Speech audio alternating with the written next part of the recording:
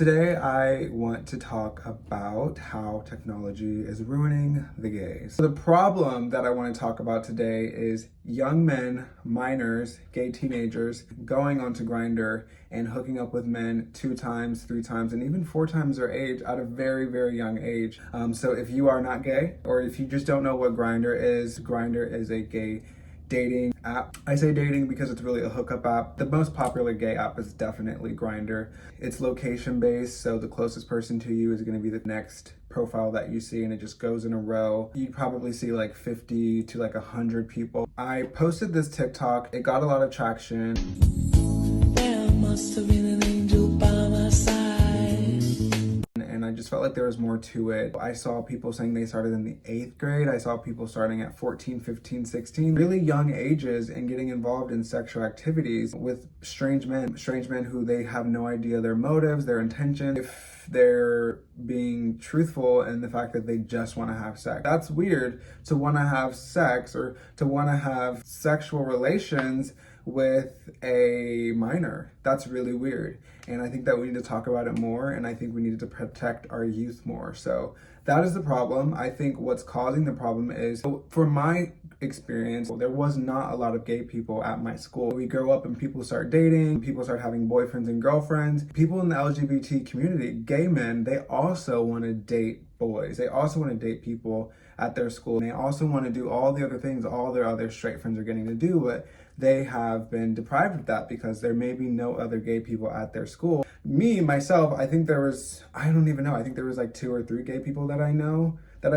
Wasn't attracted to any of them. The next best thing is to download an app and find it elsewhere. I don't think I started getting on the apps until I was like 16 or 17. Yes, I was having these urges, but I had no one to experience them with. I had no one to, open that door with, except for people who were on these apps, and they're predominantly much older. Something that I wanted to talk about that I saw a lot in the comments was grooming. People were saying that it's grooming of these older men to be having sexual relations with these children, essentially these minors. I don't know. I don't think it's grooming if it's the first time, because myself and other gay people obviously get on these apps knowing they get ready to have sex. They talk to these people about having sex, and they go out and then they meet these men to have sex. To my knowledge, grooming is like coercing someone to get them to do something that they don't want to do. I got into those situations willingly. And posting that video, it made it really apparent to me that it is very common. This is a normal part of the growing up, the gay experience. Kind of like we see on Euphoria. A few people mentioned Jules in that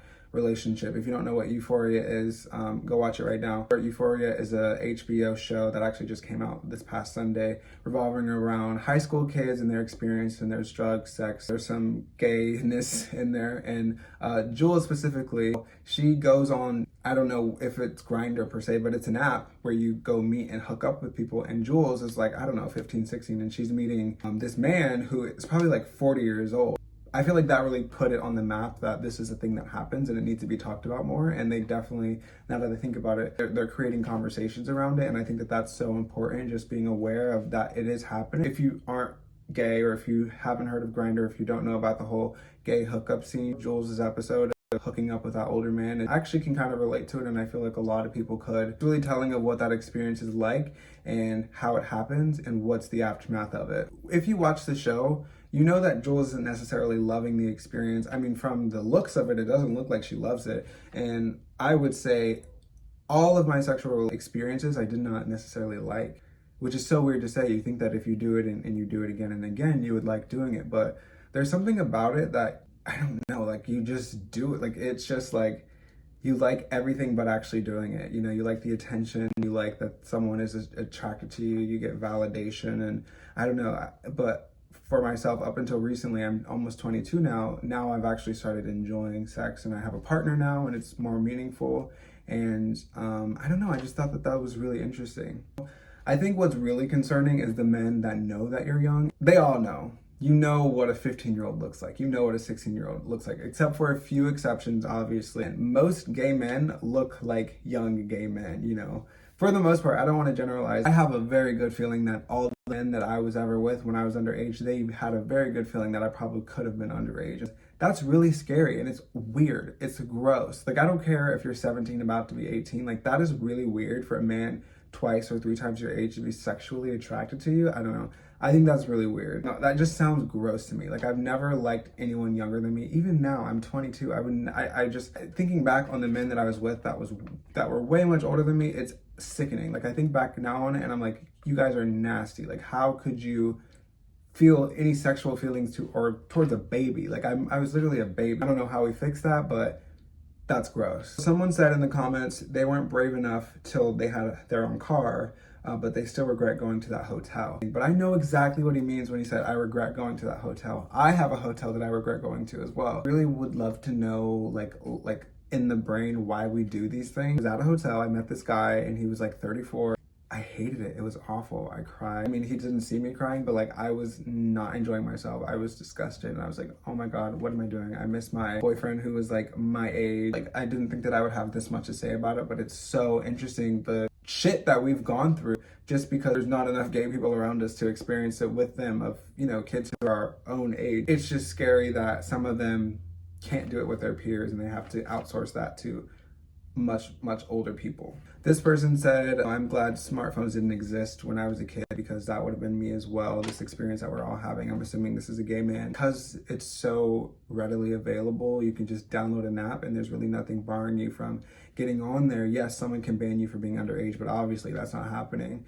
Grindr is going to ask you how old you are, but obviously you can lie and put whatever year you want. So you know, technology it's powerful and sometimes in harmful ways. Someone said, so we all live the same life, huh? Like, literally never had an original experience ever. Someone said, think about those who caught something. It makes me emotional because it's like, thinking about myself, like when I was that young, like I genuinely had no idea what I was doing and I felt so alone and I felt so like depressed and I really didn't have that many friends and no one I felt super comfortable sharing my experiences with them. And some friends I did, but not really to the degree of how hurt and how, you know, uncomfortable it was. Just having no guidance. If we would have learned more about sexual health, that there just needs to be more education around, you know, the potential risks of having sex, being gay and having sex, you know, being gay and meeting strange men. Like, I think that actually needs to be talked about because it's not a singular experience. It's common among most gay men, obviously. I mean, ask a few gay people that you know, or if you're gay, ask a few of your friends if they've had similar scary experiences. And maybe it didn't seem scary in the moment, but looking back on it, if you're like 14, 13 meeting, and I think 14 or 13 is like the extreme, but I don't know, but like to see those in my comments, like that's weird, like that's scary. Like I personally, again, didn't start till 17, like 16, which is still very young. I got picked up before, like most times I got picked up because I wasn't driving. So you're just free will, just getting in the car with a stranger and hoping for the best. So, you know, not only catching an STD, STI, HIV, AIDS, also being safe, like making sure that you're safe. I don't know if you guys have heard of this, but there definitely have been gay men or just people on these apps specifically trying to harm them, to beat them up, to literally kill them. There have been murders from these apps. Oh, do we need to sue Grindr? Personally, I don't think that would be the case. It is a company that is for profit, so their goal is to get as many eyes on there as possible so advertisers can be on there so we can see their ads, so the advertisers can make them more money. So I don't see that ever panning out. I mean, it would be great if Grindr had a more like strict age requirement verification. I don't see that happening. I mean, the only platforms where I've seen that actually work is like OnlyFans or other strictly like sex content related platforms. I don't ever see Grindr like having that capability or providing that security. And I don't think that it's necessarily Grindr to blame. I mean, I definitely don't want to cast the blame off myself onto others or society. You know, we all individually have our own responsibility that, you know, we have to take. And, you know, it's not, no one forced me to go out and meet those people. You know, I definitely don't want to say that I was coerced. I willingly downloaded the app, uploaded the pictures, sent the messages, met the people, and that was that. So I think it comes down to your own individual responsibility for the situation. I think it's also parental. You know, if you're a parent, making sure that you're monitoring your kids and knowing where they are, doing what they're doing to some degree, because they could really be putting themselves in harm's way. Someone commented that they literally would tell the guys how old they were, and some of them wouldn't care. There's a case of some guys just didn't know, And there's a case that some of them did know. And I think the guys who knew should be held accountable. A child cannot provide consent for sex, even if they say yes. Someone commented that we were victims, that people who have experiences are victims. I personally don't see myself as a victim. Again, I take full responsibility for meeting those men and doing whatever I did with them. I think a victim is how you feel about it. So if you walked away feeling like you were victimized and maybe they actually did something to, I don't know. But personally, I don't feel like a victim. I wish I would have chosen differently, but everything happens for a reason, and I did what I did, and I don't regret anything. And actually, I do regret that. I mean, I don't regret it. I would tell myself to maybe just pick someone like closer to my age. Someone said that they got picked up from school by one of these older men, which is just scary. Now they know where they go to school. Someone commented that I was glamorizing it by posting that video. I see their point, so I felt that this video was important for me to talk more on it because I think it is a serious matter. The last thing that I have written here is that we need to stop acting like victims. So I definitely want to take responsibility for what I did because it was myself making those decisions. I do realize that I was a child at that time and I was just looking for acceptance and love where I wasn't finding it at home or at school. We just want to be accepted and we just want to be validated. That's really all I have to say on this subject. I think it's super interesting. I'm really curious to hear what other people have to say about it, and I'm really curious about my peers who are gay and have experienced similar things, because I know they all have. Thank you guys for watching this video. If you have any comments, questions, or concerns, leave them all in the comments below. I'd love to talk to you about your experiences. If you want to share me on Instagram, follow me on TikTok. Thanks for watching, and I will see you next week.